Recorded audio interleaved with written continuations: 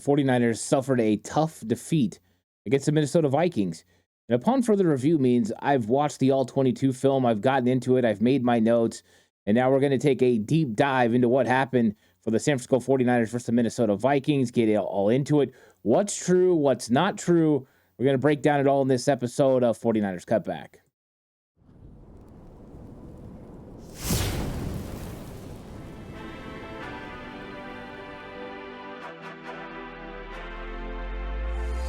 From the alley-oops at Keysar to the glory days at the stick. From who's got it better than us to brick by brick. It's always the 49ers way from off-season to game day. Yeah, we talk back. It's the 49ers Cutback.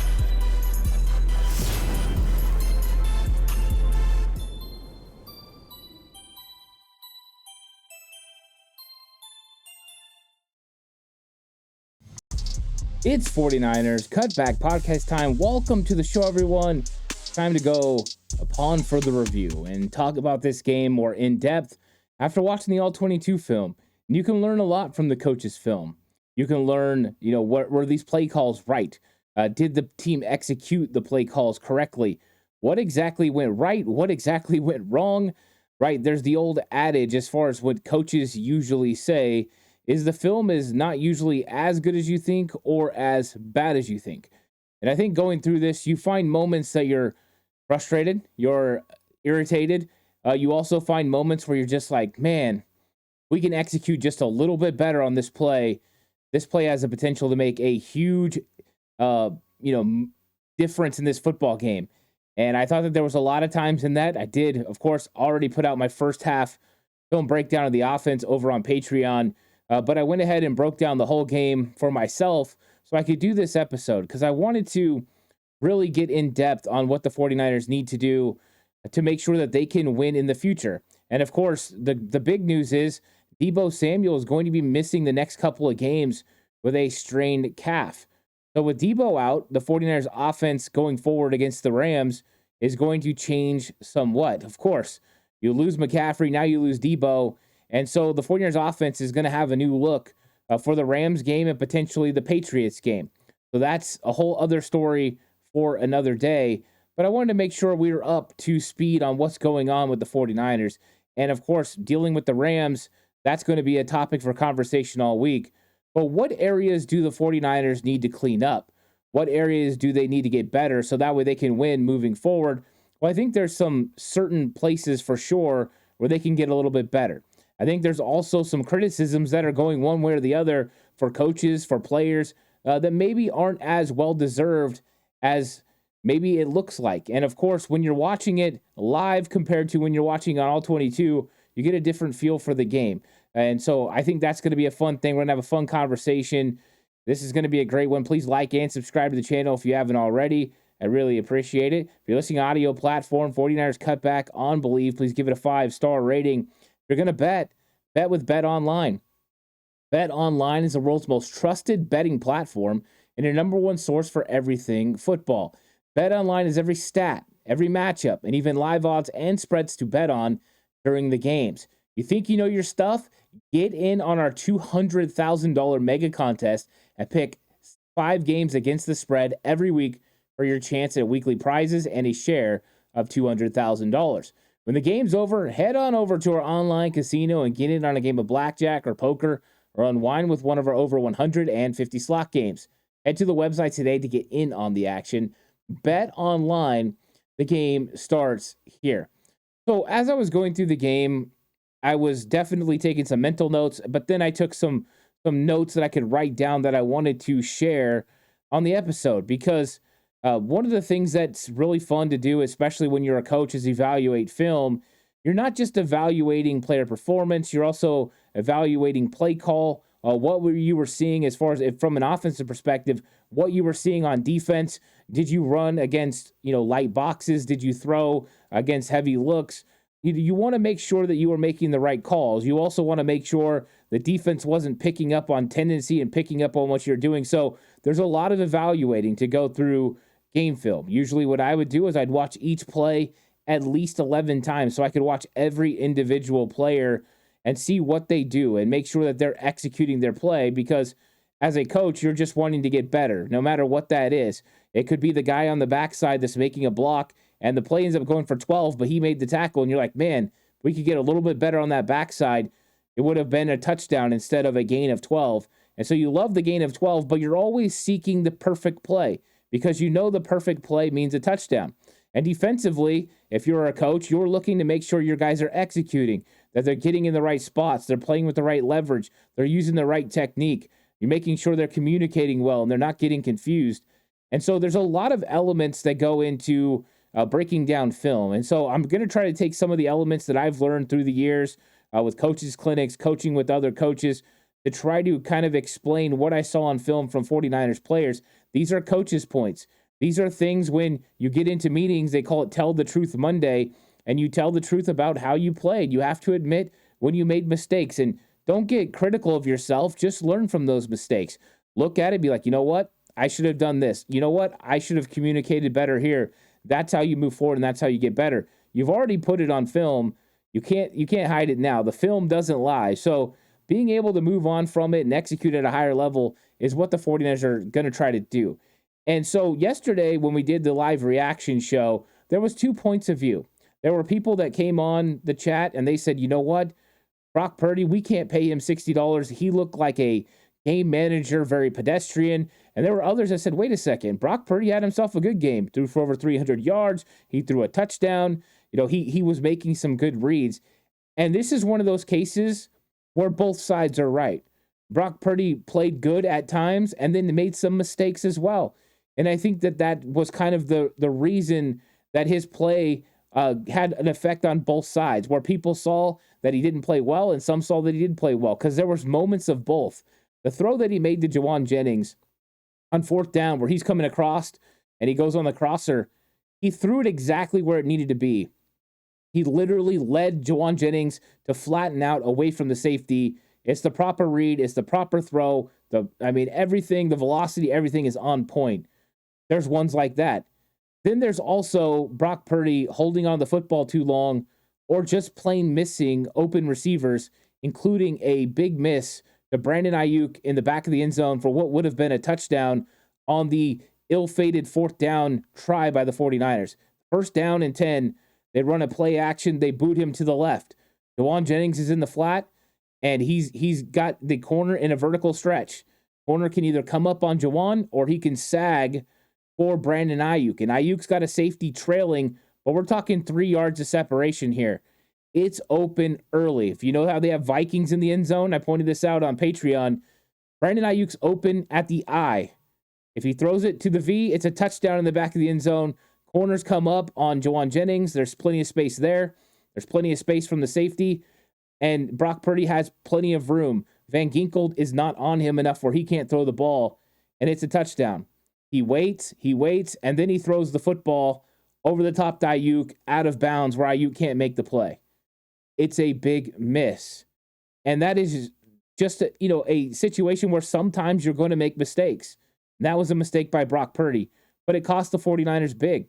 If Brock comes out and he whips that ball as soon as he sees Ayuk, because Ayuk was open the whole time, it's a touchdown. The 49ers are winning 7-3, and this is probably a different ball game that we're talking about. So those are the kinds of instances where you just have to look and you say, you know what, Brock, next time do this. Can't get it back. It happened. There's plenty of great plays in this game too for Brock Purdy, but there are mistakes. And you hold his feet to the fire on those mistakes as a coach, and I guarantee you Brock Purdy holds himself accountable for those mistakes as well. Got to give credit to Brandon Ayuk for getting open. You got to give credit to Kyle Shanahan for calling a really good play. Minnesota Vikings bit on the play on the run fake to Jordan Mason, and it was open. And he did a very good job getting that corner in the vertical stretch, but they weren't able to take advantage of it. Now, one area where I did like Brock Purdy a lot in this game was pre-snap reads as far as getting the 49ers into the right look. There are several occasions, including a deep throw down the field to Deebo Samuel, where Brock Purdy sees what the coverage is going to be. He sees Harrison Smith vacate the box and go to a too high safety look, and then makes a can play, which goes to the second play that Kyle Shanahan called, and get the good look that he got. And this one, it was a dig against a cover 2, a Tampa 2, in fact, and throws it in front of the linebacker who's going on the deep middle. It was a great play right in front of pace. He whipped it with anticipation, but that's just an example. There's another situation where it's a 3rd and 3, and the 49ers don't get the first down, but he checks to a run play. And the reason we don't get a first down is Jordan Mason misses the hole. And it's just that plain and simple. Jordan Mason didn't miss a lot of holes. He made some great reads in this game. His running was phenomenal. He made a mistake. And unfortunately, he made it at a bad time. 3rd and 3, and the 49ers needed a first down. He would have gotten the first down on the play. They had it schemed up nice. Brock got him in the right play. Just a lack of execution on the play. Jordan Mason had how many good plays? Pretty much all of them were really good. Pass protection, running, great. He had one bad play. Unfortunately, it's compounded by the fact it forces a 4th down that the 49ers don't convert on. So those are the types of things that end drives, unfortunately. So I'm not here to criticize Jordan Mason. He knows he should have read the right hole. I'm just here to say that sometimes it compounds, situations and ends drives. But I thought Brock Purdy did a pretty good job there. He made great throws. I brought up, the one to Debo across the middle, the one to Juwan on 4th down. Those were fantastic. He threaded the needle sometimes. So I thought that overall his accuracy was really good. And so I was excited about Brock Purdy being able to step up in the pocket and make the throws. Now, there's no way around this. He made mistakes in this football game. He had the empty hand ball. I don't know what happened there. I'm guessing the ball just slipped out of his hand. That ends up being ruled a fumble. That was big. The throw to Kyle Juszczyk that leads to the interception by Martellus, that was overall him holding on to the football too long. There were 3 to 4, maybe even 5 occasions in this game where he could have had a completion and he held on to the football. He pump faked. Maybe he rolled out of the pocket when he didn't really have to. I thought that was uncharacteristic of Brock Purdy. Maybe he was trying to be too good with the football. He was trying to protect the football, not letting it rip a little bit, and then ultimately made mistakes. I don't know that for sure. I'm not in Brock Purdy's mind, so I'm not going to try to tell you what he was thinking. The only thing I can tell you is on the Kyle Juszczyk football that gets intercepted, he waited too long. He had Juszczyk, and he waited, and then he threw the ball when they had a chance to converge on it, and unfortunately, it gets intercepted. And with the other one, I don't know what happened. There's no explanation. It wasn't like Brock made a bad read. It wasn't like he was getting pressure. It was a 3-man pressure on the play. It just slipped out of his hands. Unfortunately, that's how football goes sometimes. 49ers still had opportunities to win, but 2 turnovers coming from Brock Purdy doesn't really help the situation at all. And so I think those were the big things when I was looking at Brock, was him holding on to the football, the miss of Brandon Ayuk. And sometimes when you had a player that was number 1 in the progression, he was a little hesitant to go there. And so I thought that he either held on the ball and looked at a concept too long and didn't go through his progression, or, others. But then there were times, the first play of the game, in fact, where he hits Kyle Juszczyk for like a 5-yard gain, where he literally reads 1, 2, 3, and came to Juszczyk on 4. He would have had the outlet of Jordan Mason on the outside if he didn't go to Juszczyk, but that's exactly what he's supposed to do. And so there were some times where it was pressure that caused Brock Purdy to get rid of the football before he wanted to, so it changed the play. But ultimately, I thought Brock Purdy played pretty good. There was the 2 big mistakes as far as turnovers, and then there was the one, of course, to Brandon Ayuk that he could have had a touchdown that it was a real miss.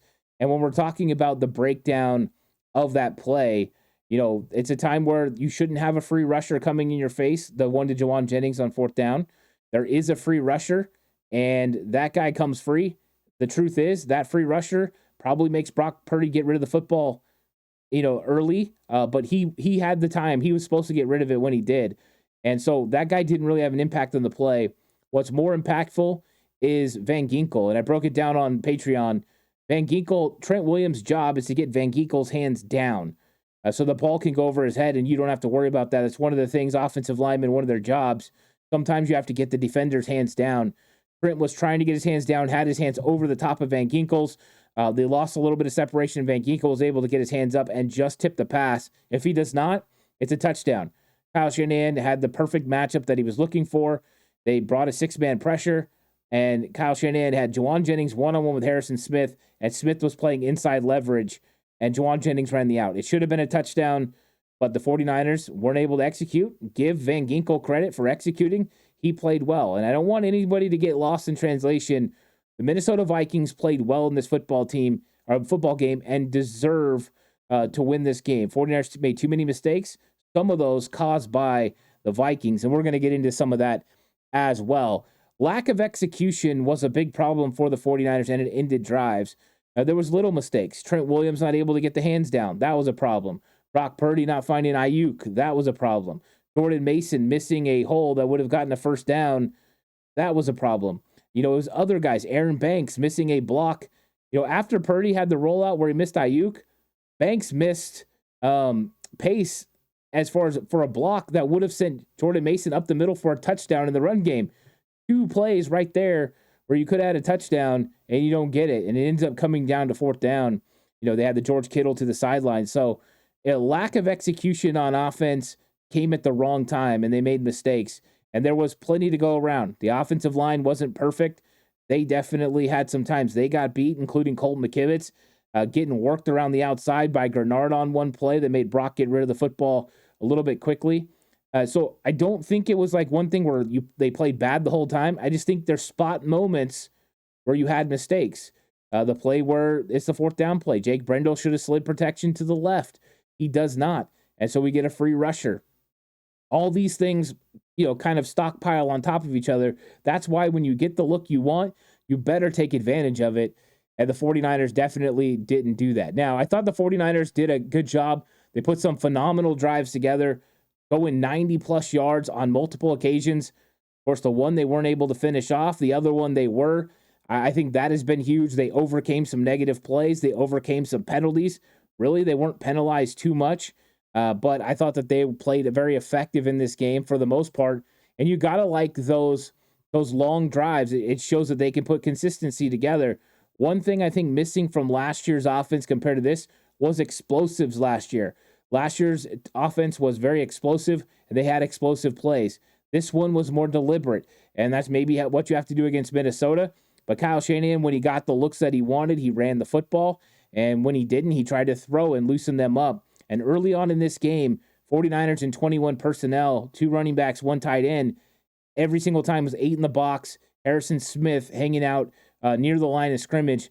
So it was obvious passing situations for the 49ers. And then eventually, when the 49ers showed that in 21 personnel they're willing to throw, Minnesota backed off. And that's when Kyle Shanahan and it got the ball to Jordan Mason. And he had some gashing runs and they moved the ball effectively down the field. So Kyle had to prove he was willing to do it. And then once Flores saw he kind of backed off a little bit. It was a cat and mouse game, and I thought Kyle did a pretty good job when it came to that. Now, one thing that was noticeable on film was Minnesota Vikings backup defensive end, Pat Jones, was an absolute problem for the 49ers on the edge. He ended up getting pressure and getting home on Brock Purdy in the second half. When it came to the run game, he was really giving George Kittle fits. And Kittle's normally a tight end that can handle defensive ends.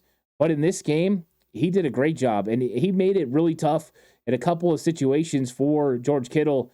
George Kittle was getting beat across his face. He was getting beat outside. And we saw some plays in the run game between Kittle, Juszczyk, Saubert. I thought Saubert did pretty good in this game. But the occasional miss that impacted games, there are impacted plays. There was one play outside that I highlighted in my breakdown where Kyle Juszczyk, if he makes his block, we've got Colton McKivitz going on the safety, and Jordan Mason has no one out there. The toss play was perfectly. They executed it well. The blitz came from the other side. Kyle Shanahan called the right play at the right time, and Juszczyk wasn't able to make the block. And are they going to be able to make the blocks all the time? No. They're human. They're going to make mistakes. But one of those times, that's how close it is from being a play that goes the distance to a play that they had a good run. I think he ended up powering forward for like 5 or 6 yards. Colton McKivitz picked up Juice's guy and pushed him a little bit further down the field. And we were able to turn what could have been third, and long if McKivitz doesn't pick up that guy to like 3rd and 5, 3rd and 6. 49ers able to get the conversion on the next play. But those are situations that should have been a first down. And just lack of execution wasn't there. And that was a little frustrating. So Kittle struggling a little bit on the edge. Juice sometimes struggling on the edge. Got to give credit to the Minnesota Vikings edge defenders. They did a good job. They made it difficult for the 49ers. That is for sure. Now, the 49ers offensive line, I wrote down wasn't all bad. They did make some mistakes, of course, but they were good when it came to run blocking. I thought there was a lot of effective blocking, even from a guy like Jake Brendel. Jake Brendel, he misses his fair share of blocks. I seen him get put on the ground again in pass protection. But there was a couple of blocks he made in this game where I was very impressed. And I don't often say how impressed I am with Jake Brendel, but I got to give him his flowers on a couple of plays where he made some really good blocks that helped Jordan Mason get extra yards. And I think we've seen that from several guys in this game.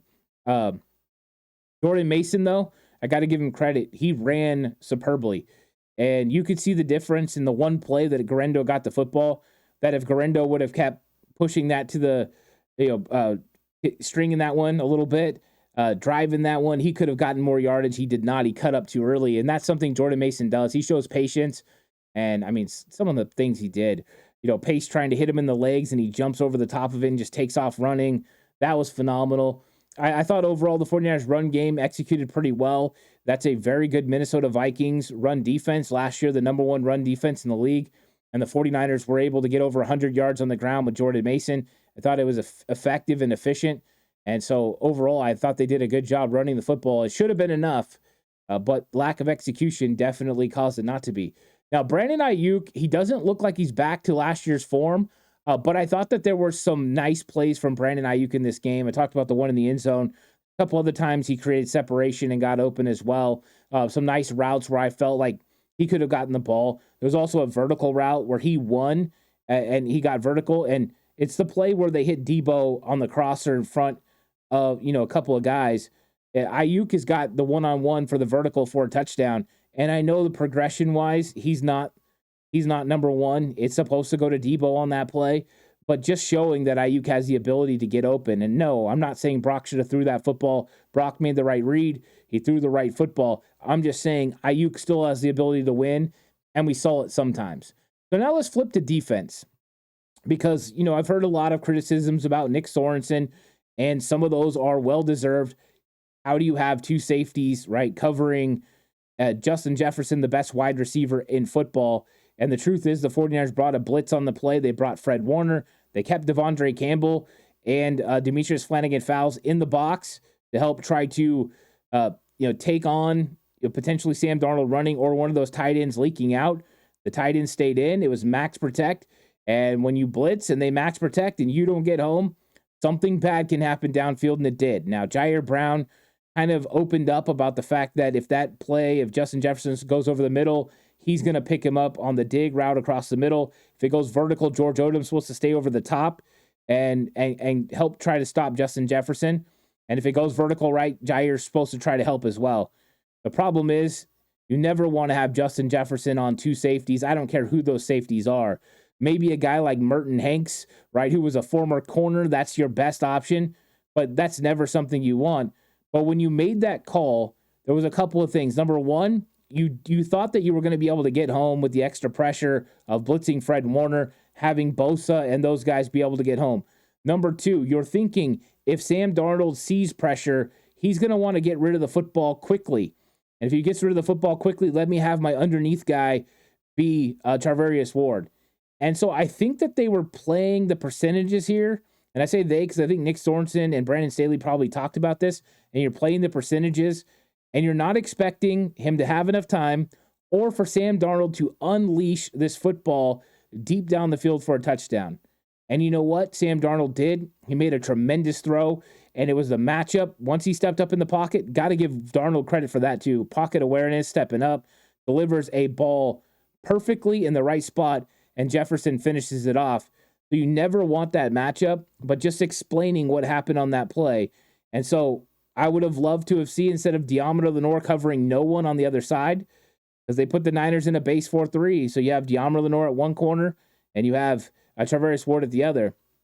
Instead of having Deommodore Lenoir right there, I would have loved to have seen them drop Lenoir back a little bit in coverage, go ahead and play Charvarius Ward on the deep, and leave Jair Brown in the middle and run a cover 3 and then blitz the way they did. It didn't work out for the 49ers, and it's a huge play in this game. And it's unfortunate. Last year was Jordan Addison on Charvarius Ward with Steve Wilks as D coordinator. This time, it's this look, and you don't want that matchup, and they were able to take advantage of it. Another big thing that really hurt the 49ers was the edge defenders, whether that was Bosa, that was Floyd. Gross Matos did okay for the most part. Those guys struggled. And also the support edge defenders, guys like Charvarius Ward and guys like Devondre Campbell and Demetrius Flanagan Fowles. I thought that they really struggled in setting an edge. I thought that the tight end, Oliver, did a fantastic job. There's a reason he's one of the best blocking tight ends in the league. And I thought he proved it in this game. Being able to win against a guy like Leonard Floyd one-on-one was big for the Vikings run game. And that they were able to take advantage of the 49ers out on the outside, especially with Ty Chandler. I thought he did a really good job in this football game. And Charvarius Ward, this wasn't his best game. I thought Demo was better as a force defender on the outside than Charvarius Ward was in this game. And I thought Campbell had hit and misses. There's also there was an opportunity for Campbell in coverage where he lost Trent Sherfield. Sherfield started on one side and went behind the line of scrimmage and came out on the other. And Campbell had flats unless no one goes out there, then he can get vertical. He went vertical. Sherfield came out in the flat and was wide open. So that was a mistake when you had Mustafa already kind of chilling in that area, running a robber concept. So I thought that there were some mistakes there, especially on the edge. I thought Bosa sometimes went inside when he's supposed to stay outside. They've got to clean that up, and they've got to clean that up fast. They had it figured out against the Jets, but the Jets don't have the type of tight end blockers that the Vikings did. So this was a real test. 49ers did not meet that test, and now they're going to have to get better at it. The defensive tackles struggled with double teams. Too many times I saw Hargrave, Givens get blown back. Hargrave, it was more like a yard or two for the most part, but Givens a couple of times 4 or 5 yards, especially when we got into the late third quarter. That drive where Fred Warner knocks the ball out of Aaron Jones's arms, that was littered with plays where the defensive tackles are getting pushed back. And it happened primarily to Hargrave and Givens, especially Givens. I thought he struggled in that area. We know that's a weakness of the 49ers. That's why the 49ers are better playing from in front. This team is built to play as front runners. Go get ahead on offense, limit the amount of times the other team's able to run the football. So when you get to the third and fourth quarter, you're not worried about the run and worried about these double teams. You're worried about getting after the quarterback, where Malik Collins and Javon Hargrave and Kevin Givens are really, really good at it. Givens had a good game rushing the passer, and I thought Hargrave had moments. As much as I talk about Hargrave when it came to the run game, there are 2 occasions right off the top of my head where Hargrave absolutely blew up a play with his penetration, and one especially was the grounding penalty. Now, Yetur Gross-Matos got his first sack on that play, but it starts with Javon Hargrave getting that interior pressure and forcing Sam Darnold to move. And, I mean, he had his hands on him before Darnold had finished the fake with the running back. Really good job by Hargrave on that. Now, he's got to finish and get some sacks, but he is being impactful. And also, Malik Collins had an occasion, Nick Bosa's second sack, that he got penetration up the middle, and that allowed the Darnold to kind of have to work through the pocket and for Bosa to be able to get home with the sack. Bosa did have 2 sacks in the game. One of them against Darisaw was a great move. So Bosa had himself a superb time when it came to pass rushing. When it came to run blocking, it wasn't his best outing. He's got to get a little bit better at that, but I'm sure he knows about that. One thing that the 49ers definitely need to work on is secondary conversation. There was just too much confusion in this game, and 2 touchdowns come out of some confusion. I talked about before, George Odom, right, supposed to stay over the top of that route by Justin Jefferson. He did not. Jair Brown, right, not there. So that's number 1. Number 2, the touchdown after the interception by Martellus, you get a confusion where they motion Jalen Naylor inside of the tight end, and Charvarius Ward moves inside of Jair Brown. But when Naylor goes to run his route, he sets him free to the corner, and I'm not sure why. To me, I would think Charvarius Ward was supposed to have the deep third there, and then Jair Brown would have flats. If it's man coverage, then Jair Brown should have stayed on the guy he stayed on, and Charvarius Ward should have went on Naylor. So I'm not exactly sure why that happened, but there's confusion when it comes to the secondary, and it's from a few aspects. I brought up Devondre Campbell missing Trent Sherfield earlier. That's a mistake by a linebacker, for instance. We had the mistake from Charvarius Ward and Jair Brown. No matter who, there's confusion there. Confusion by George Odom. He doesn't know what to do. And there were other instances. There's another instance where there's third and I think it's 3rd and 7. It's on one of the last drives where the Vikings end up getting a bunch of first downs and getting down there and kicking the field goal that essentially ends this game for the Vikings, going up 2 scores. But they have a bunch set. They're going to hit Powell outside. And we've got all 3 corners on one side. They got 3 receivers. We got 3 corners. We got Yedem, Lenore, Charvarius Ward. And it looks like Demo and Isaac Yedem are a little confused on what's supposed to happen. I think it's Yedem, and he ends up working all the way around, and they get the ball to Powell for the first down. But you can tell they didn't seem like they were ultimately too comfortable with their role and who was supposed to go where. And so that's an issue the 49ers need to iron out. But the good thing is communication issues can be worked out, but timely third down conversions by Sam Darnold, it makes third downs a real problem for the 49ers defense right now. Against the Jets, 60% conversion rate for the Jets. This week, 60% conversion rate for the Vikings. 49ers defense has to get better on third down and get off the field. This is not championship caliber defense on third down. This is a confusion problem for some of the defense, but it also has got to be better by Sorensen and Brandon Staley. They got to figure this thing out. They've got to find a way to get off the field on third down. But it's not like Darnold was converting all 3rd and 3s and 3rd and 4s. 3rd and 7, 3rd and 13, and he's getting them done. The 3rd and 13 play, you got Fred Warner. He's got to redirect Naylor and make him take an outside release, and he missed him. And Naylor was able to get up the seam faster than they expected, and he beat Malik Mustafa to the spot. Those are the types of subtle plays that have an effect where it's not the wrong defense. You're just trying to make sure you make a tackle in front of the sticks. It's the execution of, and Fred doesn't make many mistakes.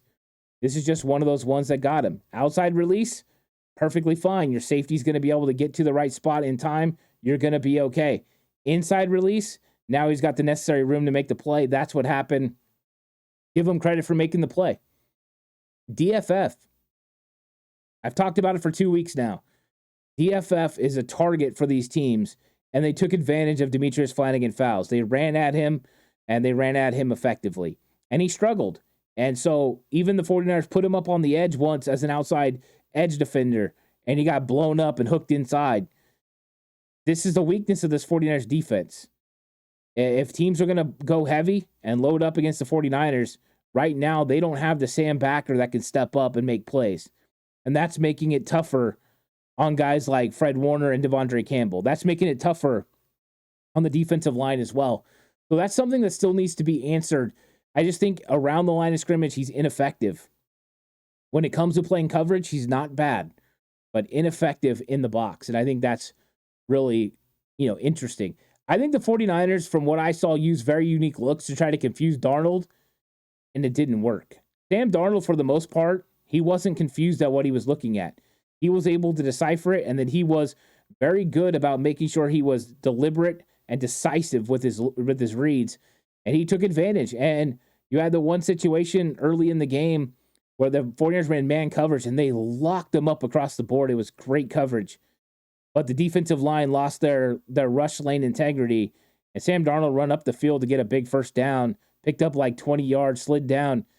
Those type of things were huge. Darnold did a good job in this game. 49ers didn't account for his legs early, and it bit him in the butt. Sometimes they lost outside contain, and it bit him in the butt. So, those are some things the 49ers are going to have to work on moving forward. Now, this week against Matthew Stafford, you don't have to really worry about him scrambling a whole lot or integrity that way. He can get, 5-6 yards on a scramble, but they're going to have to worry about it as they move forward because down the line, it's not the week after against Jacoby Brissett, but you're going to have a really, really quick quarterback when you play Kyler Murray in that Arizona Cardinals team. So 49ers got some things they got to iron out and work on. I think that's, a point that they're going to have to work on. Now, a couple good things. I thought Fred Warner was fantastic in this football game, the 2 turnovers, but also, just the overall play in and play out. I brought up the one with Naylor, and it's like one of the few plays I found where Fred wasn't executing at the highest of levels. That is unheard of. And you're hoping your teammates are going to pick you up when you make these little subtle mistakes. I thought he was fantastic. Not flawless, but really good. And then I thought Deommodore Lenoir played well as well. Coming in from the nickel corner spot, making tackles inside, filling holes when it came to the run game, outside, attacking. You see a lot of tackles made by him and Fred Warner on the edge, hitting people, being physical. And I thought Demo did good there. Didn't really see him get worked a whole lot, so I thought that was really good. The safety play right now, I thought if there was a highlighted position for the 49ers defense, I think safety was a struggle. We talked about Odom. We had Brown make some mistakes. I thought Malik Mustafa was a little bit late on a couple of plays. And those plays, there's one of them that's getting tied to Isaac Yedem. And Yedem is supposed to play inside leverage, and the ball goes to the outside shoulder. And you're wondering where Malik Mustafa is. And that's just inexperience. And so the 49ers are needing Talanoa Hufanga. So let's see. I mean, maybe Hufanga's back this week. I think it's either the Rams game or the Patriots game. We're within striking distance of Hufanga getting back. That will really help this 49ers back end because Hufanga is such a good communicator, and he does a very good job of making sure everyone understands their assignment. Having two great communicators on the field with Fred Warner and Talanoa Hufanga is going to be huge. And I think that's one thing. I hope the 49ers look at Demo and start getting Demo to be one of those main communicators as well. I think he could handle it, but right now, I wasn't a huge fan of the communication for the safeties. I think that could get a little bit better. And then singled up pass rushers have to win. When you're one of the guys, if they're doubling Bosa and they're doubling Hargrave, and you're Floyd and you're Malik Collins, you better win, and vice versa. And so singled up pass rushers have to win, and this has been something we've talked about for a couple years now. They need to get on it. And I thought Leonard Floyd struggled a little bit getting off blocks versus the tight end Oliver, where you had George Kittle struggling, right, on the other side, blocking. Oliver was handling Leonard Floyd for the most part. And so I think that George Kittle did a good job, but I think that Leonard Floyd, struggled on the other side. It wasn't every play, but I'm just saying there was some plays that definitely were highlighted in this game where they were able to single up and double team at other areas. So 49ers got work to do. I think the good news is, and kind of coming away from all this, was after watching this game, it was frustrating because it was the fact that if the 49ers executed a little bit better on some key plays, they sneak out of Minnesota with a win. I thought Minnesota played really well. I think they're a good football team. I think Kyle Shanahan came in with a pretty good game plan. And I think overall, it wasn't executed to the level of expectation. They left points out on the field. I think that it wasn't all perfect for Shanahan. I don't think it was all perfect for Sorensen. I thought they called a good enough game to win. And the 49ers had execution happen, but they couldn't get it all to execute together. When the line executed, maybe Brock didn't. And when Brock executed, the line didn't. And when Brock and the line executed, the wide receivers didn't quite get it done. Or George Kittle, it didn't all sync up for the 49ers in this game. They're still a good football team. They didn't play well, and yet they still only lost by 6 points against the Minnesota Vikings. I think we're going to see some improvements. We'll see how this offense looks without Deebo Samuel this week, though. So we'll start getting kind of away from the Minnesota Vikings game and the 49er game and working towards that Rams game. I'm sure there's still going to be some conversation on the channel. And, of course, let me know in the comment section about what you think. If you're interested in watching the full breakdowns, you can go check those out over on Patreon and sign up for that. All you have to do is get the lowest tier. The $7 tier gets you all access to all the breakdowns, film breakdowns over on Patreon. There's also standalone shows over there as well. Please like and subscribe to the channel if you haven't already. Really appreciate it. If you're listening audio platform, 49ers Cutback on Believe, please give it a 5-star rating. This episode is brought to you by Bet Online. The game starts here. I'll catch you guys in the next one. Until then, stay safe. Remember, the right way is always the 49ers way.